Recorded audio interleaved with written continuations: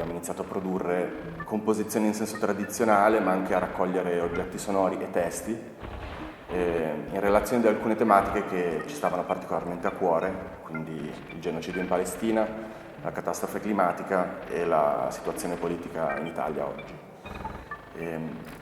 Poi semplicemente si è trattato di fare un lavoro da band, quindi far passare tutte queste suggestioni iniziali, queste intuizioni alla prova dei fatti, dell'esecuzione, con l'idea, questa diciamo che riguarda la mia pratica di questo momento, non tanto di trattare questi oggetti come brani separati, ma come un flusso continuo dove l'improvvisazione, che caratterizza le pratiche di tutti noi quattro, potesse guidarci attraverso questi momenti.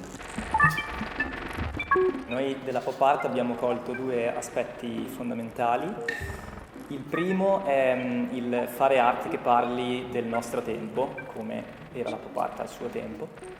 Il secondo è prendere in prestito degli elementi, diciamo, esterni già pronti e ricontestualizzarli o decontestualizzarli in modo nuovo.